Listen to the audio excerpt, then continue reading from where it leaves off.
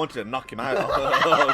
Waheed Central. What's up, guys? It's your boy Waheed Central, back with another amazing video. And today, guys, yes, once again, it's sponsored by German Doner Kebab. But yes, guys, we have a very massive guest in the building today, guys.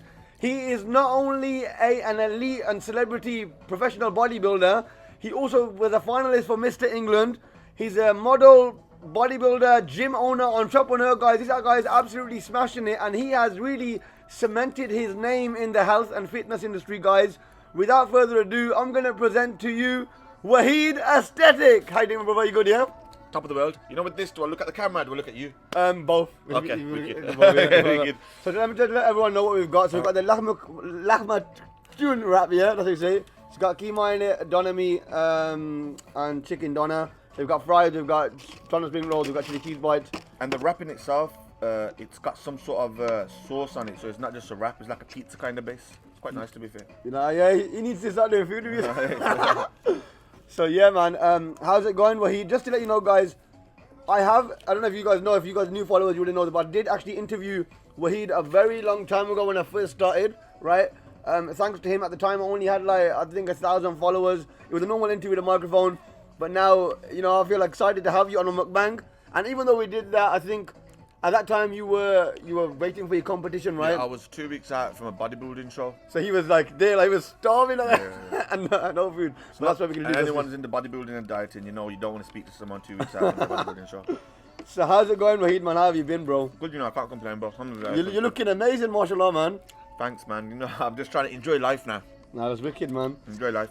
So how's it going? I know I've asked you certain things before, but I want you to take back the people to the beginning, right? So, you know, how did your journey begin, right? So when you were a kid, obviously, I want you to just tell me, where did your inspiration come for bodybuilding? In all fairness, the whole bodybuilding side was never part of the plan. It just fell into place. Obviously, I used to play football. I played football at a decent level, and what happened was I went to college, done sports exercise science, and then Matthew Bolton College, which is just around the corner. I went there too. Yeah, did you? Yeah. So from there, I went to Newman University. Same, went to play a bit of football and stuff. And when I got to uni, self-learning and stuff for me was like, whoa, something new. I really enjoyed it. Okay. Got into the whole self-learning thing and sports exercise science. So from that, I started to put what I'm learning. I started to put into practice. Okay. So I started to train, whatnot. From there, done a little modelling shoot. From the modelling shoot, the person was a friend of mine. She was doing some stuff for like Top Man at the time in H&M. So she made me model. I modelled, and then from there I got a bit of an interest of someone wanted me. She got you into the modelling, huh? She got me into the modelling. Yeah. And then from there I got a bit of interest, and they wanted me to do a topless shoot. I remember the topless shoot was from a woman called Jessica Drury. So was your body already like that sick at that time? It was alright. It wasn't great, but remember being an athlete, playing football, I was always conscious of my physique. So I've got a photo shoot now in 10 weeks, and I've got to be topless. So what I did, I really put myself into get ready for this photo shoot from what I knew, etc. I done it, photo shoot, looked half decent. Then I thought, you know, I've done this in 10 weeks, let's try to get this properly. And then from there, obviously, I never looked back and start training, start taking it more religiously, start monitoring stuff. And then obviously with uni, you learn stuff and then start putting it all into action. And you know, one thing I want to comment on, guys, is this is that you actually left school with no GCSEs initially, didn't you? I actually left school with no GCSEs. But how I got into uni and stuff, for those of you that, so if you can leave school with no GCSEs, but then what I did do is I compensated them with like a level 2 in communication, level 2 in numbers, etc. That was equivalent to obviously the GCSEs, which got me into university, and obviously the diplomas and that were equivalent to obviously A levels, etc. That's amazing, man. So obviously, like, you know, in terms of, just let you know, guys, before we move on, that's a gym box, right? Yeah, that's doner meat and salad, guys. You mix doner and salad. That's a gym box that you can get. I had that big, especially for you, bro. Yeah. Thanks, man. Appreciate that. You know what I'm saying? But yeah. So obviously, you started doing the fitness thing, starting into the modeling. So what started to happen? You know, before we move on to the bodybuilding side of things, I want you to tell me about, because I've never actually asked you this, about the Mr. England finals. So how did it all, from that modeling, how did it all flourish into getting into Mr. England? The modeling was wicked, to be fair. You know, I was doing all sorts of, whether it was Asian stuff or whether it was like Western stuff, I was doing lots of shoots for lots of different people. And it was good. this was before the Instagram and the Facebook days, to be fair. With no disrespect, everyone's a model nowadays. But them times it was a bit different. And then what happened was a friend of mine entered me for Mr. England. So I done a little casting thing for him. I went along with it, done it, was wicked, pushed through to the next stage, went to another stage, got through, then it was at Leicester, we got to a final. And there were some top designers, Donna Louise, she's like top, she's done stuff with like the royal family and stuff, she's one of the designers. I done some stuff and I got to the final, obviously, unfortunately I didn't win, but fortunately getting to the final, as a British Asian especially, is massive, not just British Asian, anyone bro, final distinction, you know what I'm saying? But just the experience in itself and then the people that I met on the way and stuff was wicked, and wicked. That's how that come along. But obviously in between that, remember, like, I remember doing a modelling show, and I got to do something with Shah Rukh Khan, if you're familiar with Shah Rukh Khan. Yeah, that was massive. That was in Oldham. How was he as a person? Or did you not interact much? Or, you know, I was literally getting my makeup done here, and he was getting his done Really? Yeah. And I'm not shy guy, you know what I mean? I'm a people's person, and when I was I'd be gassed. when I was like, you know, how can I say? Like, fucking hell, like, he's Shah Rukh Khan. Remember, small guy, he's a very small guy, he was about 5'7", 5'8". But he had his personality, and his personality was, He's a good guy in person as well. He's in the building. Okay. Yeah. You can tell that a man with aura in the building. So yeah, that was a good experience, to be fair. That was one of the highlights of my modelling stuff. And then from that, I felt like I got too big, and the modelling just wasn't for me then no more. Because of the bodybuilding, right? Yeah. So let's go to the bodybuilding now. So then, you were bodybuilding at the same time then, or? I wasn't bodybuilding. I was training at a better level. Okay. I started to bodybuild it after the modelling. So when I say bodybuilding, I'm referring to entering competitions. Yeah. And competing properly. Yeah. So that happened after the modelling. Okay. Yeah. So you already had you're building a physique. You're going to the gym. Yeah. Right. And the physique was more so, you know, for in good shape. You know, I've always been self-conscious in terms of how you look and stuff, and for confidence reasons, obviously. And then from there, obviously, I got into the bodybuilding, and in the bodybuilding side of it, I done my competition in 2016 as a men's physique athlete. It never went well. I was as good as it, to be fair, as well. Because when you say never went well, do you mean in terms of not winning it, or do you just mean in general you didn't enjoy the experience? Or I enjoyed I actually never enjoyed the experience. I never enjoyed the experience. That's why I feel like as I've come along, it's been better. One, I never enjoyed the experience. Second thing is I never won, which obviously I never knew how to take it at the time. But either way, never won. So that was my first competition. I took 2 years out, did another one, 2017. Same. I didn't win again. And then I thought, you know what, I really need to win. Like, now it's doing my head in, because, you know, I've always won stuff. Then you've been very competitive. Yeah. Like, I need to do something, right? So come 2018 is I won. Okay.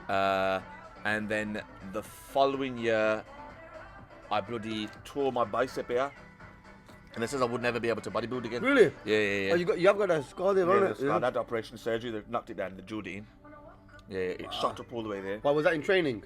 That was actually from boxing, because I got my professional license as a boxer. So basically what the plan was to win my bodybuilding show and then transform over into professional boxing, which has never ever been done before. Yeah. So I did that, got my license, everything, done my medical, whatever. And then obviously when I did go to, when I was sparring, obviously in camp, and I actually wasn't far off from a fight, the bicep snapped. I've actually got a video of it, I'll show you. Really? It snapped up. So that took the boxing out, got surgery done, etc. And then obviously when the surgeons, etc. says you're never able to be bodybuild. However, about 18, 19 weeks later, I've done a show and I've won it again. Yeah, so alhamdulillah, you know what I mean? So, you put your mindset to it, it's anything. And obviously the reason why I told you, obviously I failed, etc. Because no matter how many times you fail, just keep going in until you pass. No, I respect that, and that's what I wanted you to say, because it shows in it, like, because you know, when a lot of people, they see winners, they don't realize, because everyone sees the success, they don't see the hard work that goes behind it, you know what I'm saying? And what do they say, you know, success is hard work in disguise, you know what I'm saying? Even a lot of people, they say, you might be more talented than me, but it doesn't mean, if you don't work as hard as me, it doesn't mean that you're gonna get further than me. And when you say that, you know, you failed that many times, I think that's going to be, you know, a highlight to people, especially people out there who are thinking, oh, I failed at a few things. Yeah, when they see that you failed, but you carried on going, and you were told you can't bodybuild again, and you're like, you know what, forget this, I'm going to do this, and you did it. 100%. You know what I'm saying? So then, what started to happen then? Obviously, you started to build a name for yourself, like, especially in the Asian community, being a bodybuilder is not something that everyone does, you know what I'm saying? Because people go to the gym, but they don't be bodybuilders. So what was the kind of reception you were receiving from people around you, like, you know? Thank God, you know, my support has always been wicked, and I say this to everyone. I say, simply from the support I've had is why I am where I am at now. Everyone supported me massively, specifically the Asian community, and that's why I've always got manners and respect for them. Anyone that needs a hand, and like I says, I don't think anybody can possibly say that I've not come through with anything which I can actually help myself. And they've been wicked with me, whether that's with sponsorship deals, because remember, bodybuilding is an expensive sport. It's not an easy sport. Remember, you can't work for them 12 weeks, 16 weeks. Really? Yeah, you can't. It's very, very difficult. Do you know what? Explain that to us then, because I've never actually spoken to someone about bodybuilding, right? Like that, like in terms of, even if you're never spoken about what does it take? Because when you say you can't work, I thought you can, like you can go to work, come back from work, and you can just do what you want. But no. You know, it takes a lot out of you. Bear in mind, just hypothetically talking, if you're doing hour cardio in the morning, you're doing hour cardio at night, you're training for an hour, you've got to eat your 5 meals. Your mindset is not in where you're very sociable and you want to chat, etc. And obviously I'm a people's person, you know what I mean? I run 3 gyms, I run 50 odd clients. I don't really want to be in that place where I want to be talking to people, because you don't want to show that side, because it's not a nice side, you know what I mean? In terms of the energy is not very high, because obviously you're knocking carbs down, you're knocking food levels down, obviously, to get ripped, etc. So therefore it's very difficult for you to work, and if you do work, you're not working at that level where you should be working. Okay. So you know, yeah, because actually when we met and you were cutting, you were in a bit of a no, you were amazing, but at the same time, I think you were really hungry at the time. You know, I was hungry and I was very unsociable. Like, he's being nice, I was unsociable. I wanted to knock him out. I was thinking, fucking, he's doing my head in. You know what it is? I looked back at the interview and I kept saying, I got one final thing, right? And then he's like, I'm looking at him and thinking, he must be thinking, what the fuck? Do you know what I mean? Because you're hungry. You know what I mean? I remember. But I rate him though, guys. He come through, you know what I'm saying? Like, yo, I only had 1,000 followers. And like, you know, for you to come through, and what you just said there is all about coming through for people. So like, when it comes to the bodybuilding camp, right? What exactly is the preparation, bro? Like, what do you, I know you said that you have to eat certain meals and certain times, but what is it that, do you start off at a certain point and you say, okay, I'm going to start now, I'm going to base it on 3 months or base it on 5 months? See, what I always tend to do is either give myself anything between 10 to 16 weeks, depending upon how I'm looking. And you got to be real with yourself, and you got to have people around you who are going to be real with you. It makes sense. Like, I can't really take a social, this is a lot of things, to be fair. Don't look at social media comment on Instagram and think, if someone says you look awesome with that, you actually look awesome. Take opinions of people who actually matter. Does it make sense? Because what tends to happen is, not just with bodybuilding, this is with everything now. What tends to happen is, social media gets the better of a lot of people. Because social media in itself is a platform. Well, social media is giving a platform to every single person. Do you get it? So everyone becomes a critic. Yes. Everyone starts giving advice. I read somewhere social media is giving people a platform. People with white belts and now think they're Bruce Lee's. Does it make sense? So take advice of people who are going to be real, and ideally people who have got credentials. I mentioned that to you earlier. So anyone that's got credentials, hence obviously I want to do the bodybuilding, get their credentials. So I'm in a position now when I'm coaching people, getting ready for shows, etc. I can say that. Been there, done it, you know what I mean? I've been through that. If I'm telling you go on X amount of carbs and feel horrible, or do a long walk like this, I've been through that. I know exactly how you're going to feel. I can relate to you. Yeah. Do you know? So that's that. But coming back to the question was, obviously, be around people that are going to give you good advice. So obviously I know 10 weeks. So if I think I need more than 10 weeks, I won't rely on that Instagram comment where people say, oh, you look awesome, you could do it in 8 weeks. Nah, speak to someone who knows a bit more, or people around me in that same circle, and they say you probably need 12 weeks. So I always say anything between 10 to 16 weeks, and I always take it easy because I don't want to shock the body too much. And remember, training's not the big thing in this. Obviously, I've learned this over the years, and obviously for those of you who follow me on YouTube, etc., I'm promoting my YouTube as well. Yeah, promote get it down. YouTube is just where Waheed Aesthetic. Yeah, Waheed Aesthetic. Obviously, I do like a journey of the bodybuilding side from where we start to where we've gone, even the backstage of the show and even the show day when I'm on stage. And it shows you so much in terms of how I changed, like from not just physically but mentally as well. But what I learned this time was it was not so much training. I only train 4 times a week, but it's more so the food side of it and getting my mindset in the right frame of mind. And mindset with anything in life, you know, don't just put that mindset into bodybuilding. So if I'm thinking I could wake up at bloody 5 o'clock every morning just to do my walk and get my 6 meals in, surely now obviously I could put my 6 goals in and complete them 6 goals also. It makes sense. Get my 5 prayers in, hypothetically talking. I always say mind, body, soul. So, you know, get your mind in place, whether that's mentally strong in many things or mind exercises. So whether that's, you know, not your 6 times table, etc., but, you know, do something to keep this ticking. And obviously your body's your training side and your soul is obviously spiritual side. So what would you say in terms of your like success, like in terms of praying as well? Yeah, obviously you prayed before we did this as well, right? Yeah. So I've noticed, I've seen you praying for a long time. You know what I'm saying? Like, was there ever a shift in your life? Obviously, like you don't have to tell us if you don't want to. Like, but I'm saying in terms of like, cause it's a bit personal this one is, but in terms of like praying, sometimes obviously people don't pray, but then they have like an epiphany and or something happens and they're like, you know what, I need to start praying maybe. So what would you say? Did anything happen in your life or anything that made you think, okay, look, I need to start praying? Yeah, 1,000,000%. It's a good question you asked that, to be fair, because my questions are getting better, guys. it's getting better. It's getting better. You know, with the whole praying side of it, I met a very famous scholar, and I owe the world to, like I said, you know what I mean? I met Shah Rukh Khan, I met many footballers, etc. And I've never really been starstruck until I met this one Sheikh Saqib Shami. Yes, I met him. He's such a good guy, man. And how I felt by speaking to them and everything, I thought, wow.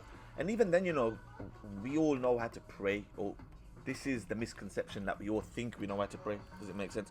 Or we're all supposed to know how to pray. Don't be afraid to ask, you know what I mean? I think I was 24, 25, you know, I'll say on Mukbang with Naveed Central. 24, 25, and I actually never knew how to pray properly. I never knew how to do my wuzu properly. And I spoke to the Sheikh. The Sheikh had these, you know, little classes, lectures, and you get to see someone, and then you can actually get one-to-one sessions. You know how I give one-to-one personal training sessions, etc. And it was funny because one of my clients, Jawad, Man, I had a one-to-one personal session with a Sheikh though. yeah. So you know, like I was training a lad called Jawad for weight loss, and then later on roles reversed, and he was coming to my house and teaching me how to pray. You know what I mean? And like I said, don't be afraid to ask these questions. Like I said, I was about 24, 25. I never really knew. And then obviously I met them and got into a conversation. I thought, bloody hell, like, you know, my life's going away and I don't really know these things. And specifically in the South Asian community, where you're Pakistani, yeah, Pakistanis, etc. We're just told to go to the mosque. The mosque, we go there and we read. But let's just start, you know what we're reading, how we're reading it. Purpose. Every action in life should have a purpose. And once you start knowing that, you'll actually start embracing your spiritual side and your religion a lot more. I respect that, man. And you know, that's something that I rate because it just shows that you can meet, like I believe in that, like every person you meet in life is there for a reason or a season. Does that make sense? But you learn something from everyone. Does that make sense? Yeah. Whether it's a good way or a bad way, bro. And that's one of the reasons why I do these mukbangs. Like, bro, you know, honestly, I'm sitting down with you right now. We're having a munch. It's amazing. I'm learning more. And you've said so many nuggets already, right? Even about waking up early. You know what I'm saying? Like, they say that most successful people wake up early. Would you say that has had a massive impact on your success as well, bro? I've always woke up early. It's funny you say that because I actually put a post up today on my Instagram, and it was by Sheikh Saqib Shami. Okay, I haven't seen it yet. I haven't seen it. And they said, this is a hadith narrated by the Prophet. I should have been stalking him all day today, but and, they says, everyone who don't wake up early loses the opportunity to get a better risk. Risk is obviously your wealth and your money and what's meant to be fair. So they say wake up early, because the man that don't wake up early loses that opportunity to get that risk. So you know what I mean? So successful people, that's why they wake up early. That is amazing, man. And I'm not saying I'm successful or whatnot, but the fact you are, man. You're doing really well, man. I'm always up early, whether that's 6:30, 5, anything between 5:30 and 6:30. I'm up. Even when I want to lie in, I'm always up at that time. What's your schedule usually like? Like, you don't need to give too many personal details, but no, it's easy, like I said. In terms of like, because I've noticed a lot of people have schedules, you know what I'm saying? So like, my gym opens at 6 o'clock. Well, all the gyms open at 6 o'clock, so I need to be at the gym before 6 o'clock. Bear in mind, Sutton Coldfield, city centre. Takes about 25 minutes in it. So I'm always up about 5 o'clock. Shower, prayer, bam, to the gym. Gym's open. Well, obviously everything's up in place. Few clients, whatnot. Chill out, train. I went to school in Sutton, by the way. Did you? Yeah. Where did you go? Bishop Beezy's. Bishop Beezy. I played football against them in a cup final at Villa Park. Really? Yeah. Bishop That is Beezy. mad. I never knew they had a good football team. Yeah, they had a very good football Really? team. They had a very good football team. Okay, so you're saying that's your schedule, yeah? So Yeah, you that's go my to gym? schedule. So every morning that time when I get to the gym, and obviously I'll locate to the different gyms. I usually get home for about 9 o'clock. I get into bed latest 11 o'clock. Do you know what? That is interesting, and I was going to ask you that, but I was waiting for you to say. I knew you were going to say something like that because I've noticed, right? A lot of successful people, like I've tried training myself to do it as well now. You know what I'm saying? But because I like when I do these mukbangs, and now, for example, everything you're telling me, bro, like I will go home and I'm thinking, like, trust me, that's how I work. Like, bro, I like taking nuggets. Is that what you said about credentials? So is that credentials, and in terms of success, I think someone successful. If I just take at least one aspect from their life, right? And you guys should too, you know what I'm saying? You take one aspect from someone's life, right? That could have a massive change in your life, you know what I'm saying? Like, it could speed up your success and everything. So I was gonna say, a lot of people have realized go sleep early, bro. And people think that, like, people like yourself who obviously look sick, you drive a nice car, mashallah, you're in a good life. They think these guys are party animals, they're chilling, they're doing all-nighters. But really, you're waking up early and you're going to sleep early. So Nobody sees that hard work. Like I said this all the time. Sorry, I'm eating now. it is a mukbang, you're meant to eat. I know. So, you see the glitz and the glam, and you see the bloody apples and the pears, but it's not always apples and the pears. That's one of my catchphrases. It is quite a, what can I say,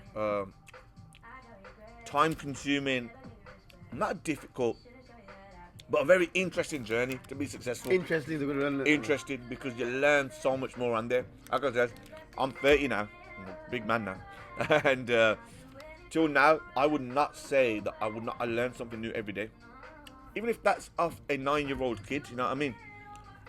Or, like I said, in this interview, I'll pick up something from Naveed. Like he says, he made a very important point there. He speaks to so many people, takes a nugget, and tries to put it into himself. Best way. I heard someone say the very similar thing the other day, and it was like, I looked at McGregor in his terms, the way he marketed himself and the marketing side of it. I looked at Habib's like regime in terms of how he was so much onto the training, and I looked at Tyson's like aggressive size, and I wanted to be that, so I put it in the blender and tried to be that. Does it make sense? Yeah. Just so them sort of things. Try pick it up off anyone and everyone. One formula. If you try and follow one formula, like a blueprint, it probably won't be for you. But if you look at 6-7 different blueprints and take a bit, what works for you, that could be your own blueprint. It might sound crazy, and a lot of people don't know this because you mentioned that, that I actually read a lot of books, like it sounds crazy, but Abraham Lincoln, right? I've actually read his biography just to learn. Bro, the guy they grew up in like proper poor, right? Yeah. Guess how he becomes like intelligent, bro? He grew up in a forest. His mom died in a forest, bro. He used to read of anything he could. Just say so Dominic could talk about.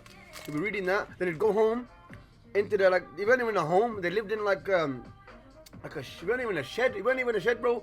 But he used to write. He learned how to write. He used to get like stuff from the ground and try and carve in on the wood, and then the whole of the hut had all his writing on it. It's mad, isn't it? Yeah, that's like, mad. Everyone's you learn different things, man, and that's I'm doing it straight off topic, right? Yeah, but it's what you're going back to, saying about how you learn off every single person. Yeah. You learn different things, what I said is one of my mates died, right? Yeah, and I asked his sister, and he was the smartest guy I ever knew, right? So I'm put it this way.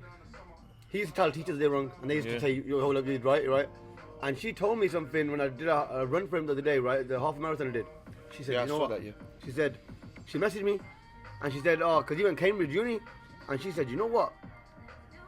He literally." I said, "What was the trick?" I said, "How is he so intelligent? He knew there was 4 chambers in the heart in year 7." The teacher said, "What interesting facts do you know?" Because there's 4 chambers in the heart, right aorta, left ventricle, right, whatever, yeah.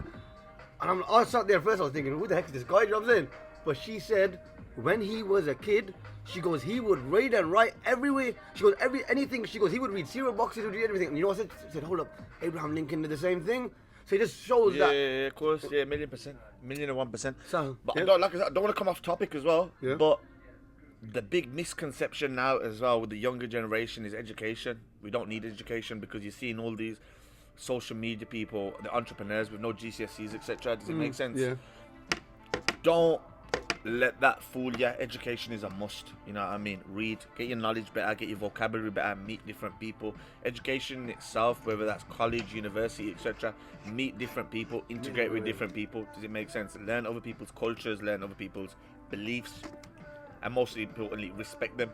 And that will get you so further in life. Does it make sense? Don't necessarily agree to their beliefs, but respect them. And I recommend everyone get some sort of education behind you. 1,001%. Nah, I respect that, man. I respect that. Like, literally, I think the vocabulary thing you're speaking about is a big thing. Like, even you articulate, mashallah, you know what I'm saying? And I think that people tend to respect you more. Even the police, if they were to speak to you, right, and you speak to them in eloquent or 1,000,000%. just proper English, they tend, you can see it. You can see the way they're speaking. Like, oh, hold up, right? But anyways, bro, so how did your, like, obviously I don't want to make this too long, right, yeah? But how did you carry on eating if you want as well, yeah? No, that's too much for Really? me. I don't know how you bloody eat all this, man. But he's ate all that. I've already had bloody half. And I'm done.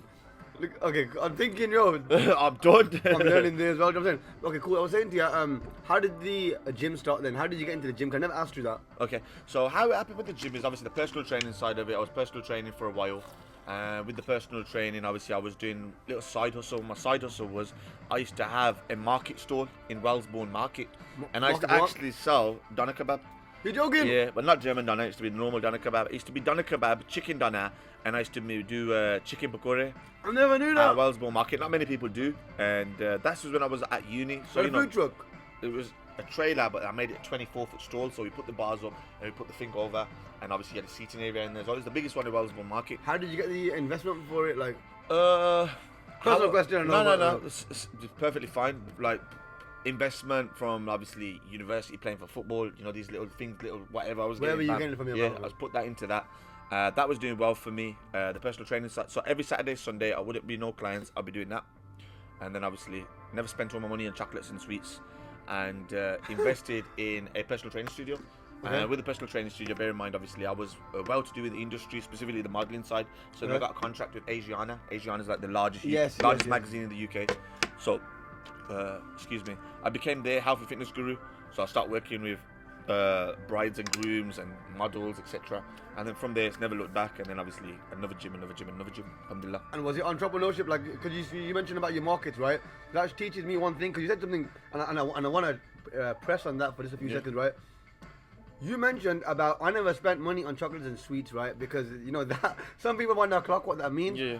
But a lot of people, I think that's the same when it comes to clothes or things that you 100%. can't afford. And I think a lot of people nowadays, based on the social media, what you're saying as well is that everyone, even in terms of wanting to be a model, like they'll spend so much on things that they can't afford just to look a certain way. But you said, look, I didn't spend on chocolate and sweets, meaning that I didn't waste my money, I invested it. Yes, of So course, would you 100%. say that's like a major thing in terms of success, bro? In terms of nowadays, it's very difficult. You know, with the social media side of it and the big rat race, and everyone's trying to keep up with the Kardashians.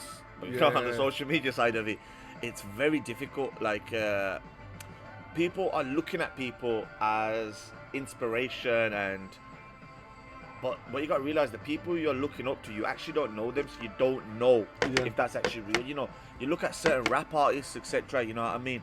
Who's wearing watches and jewels and jewelry, etc. Majority of it's borrowed, or it's artificial, and that's not me having a dig at no one. You know what I mean? But They all are, you're right. yeah, that's not me having a dig. But this is me being real to the younger generation. They say you can't see the difference between cubic zirconia.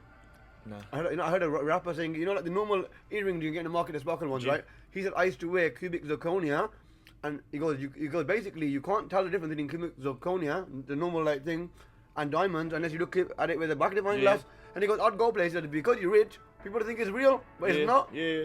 But this, you know, in terms of, that's no disrespect to no one, you know what I mean? If you want to go get counterfeit or artificial, etc., do your thing. But the fact of the matter is, what's happening with that is people are portraying this lifestyle on social media where we're ballers and we're entrepreneurs and we ain't got no handouts, etc. We've really made it, but it's putting a lot of pressure on the younger generation. They're thinking, "Fuck, we need to be like that." Also, I swore. I'm allowed to swear on this. Yeah, you can. Yeah. Okay, I swore. Okay, so It's about being real. You know, okay, so what tends to happen is they think, "Fuck, we need to be like this person." In order to be like that person, they spend money which they haven't got, or which they do have, but they spend it in the wrong place to look like them people. Does it make sense? Makes sense. And it's a lot of pressure on people. You know, be yourself and spend to your means. Does it make sense? Yeah. Because like certain things is just the trend in it. You know what I mean? I got a lot of stick the other day. Like there's like certain brands out there now, and you're looking at like t-shirts for bloody like £1,000 hoodies for like 13, 14. You're not worth it. I don't think you're worth it. It's not worth it. You know what I mean? It's simply not worth it. Do not get me wrong. I'm not preaching or nothing. I'm a sucker for it myself. But like I says, ask yourself, do you really need it? And if you do want it, why do you want it? Do you actually like it? Or do you just try to fit in? Yeah, that's what tends to happen. But when I say don't spend, I never spent my money on chocolates and sweets because I was never really involved in that in the beginning. For me, it was always t-shirts from H&M.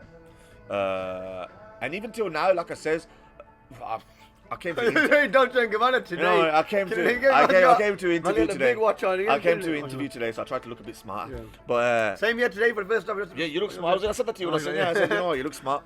But don't get into all that. You know what I mean? Usually, like it says, I mean, tracksuits from Boohoo. You know what I mean? Tracksuits for £24, perfect. You know what I mean? They do the same job. Tracksuit bloody a Machino tracksuit does exactly the same. You know what I mean? So don't get into all that thing. Obviously, respect the brands. And obviously, if you are going to get it, enjoy them. Does it make sense? But don't break your back in order to get them.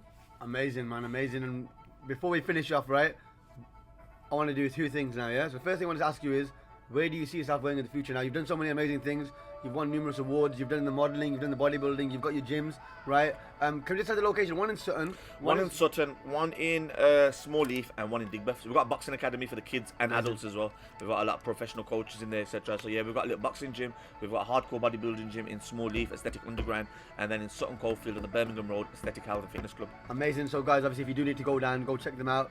And or you want to train, make sure you take them out, right? So yeah, in terms of your I want you to give us some advice now in terms of success. You've given so many nuggets, bro. Like, literally, it's been sick. You know what I'm saying? And I like what you've spoken about. You've spoken about investing. You've spoken about success. You've spoken about waking up early. You've spoken about support of your own people. Because what else is I look at a lot of the I've looked at a few of your things, and like I said, it's not dig at nobody and that, but we're the first to say our own people are not helping, but our own people are we are one of the best people, Like this is me saying it. Like we'd go the way our culture and everything is built. We're a close knit community, and it's very important we stay together. And that's not me just knocking out the people from the Caucasian side or the Afro-Caribbean side. I'm just have a little talk here between us and everybody else that's from the South Asian community. We've got a good community, so do stick together. And they've been a massive how can I say, a massive backbone in my success. Asian community. You've had big support from the Asian community, and I respect that, man. Obviously my journey's been a bit more difficult, but I'm a bit more crazier, you know what I'm saying? But people need to start accepting that. And the fact that I seen something the other day as well, and the thing was, I'm a wild guy. I seen something the other day, and it was, if Kanye West is bringing a pair of kicks out and they're costing you like £1,000, and you won't ask for a discount, etc. But if your mates bought a tracksuit and you're selling it for £40, you'll expect it for free. You don't even know Kanye West. Does it make sense? You message Drake happy birthday on his post, but you won't message your mate happy birthday on his post. You know what I mean? So let that part go and support your own, and vice versa. You know what I mean? I could put bloody KSI's posts on my story. Why can't I put Naveed Central's? You're right. That makes sense. Makes sense. And I rate that. Yeah, man. So keep it real. Keep it 100. Keep it real. And guys, any final quote or anything like that?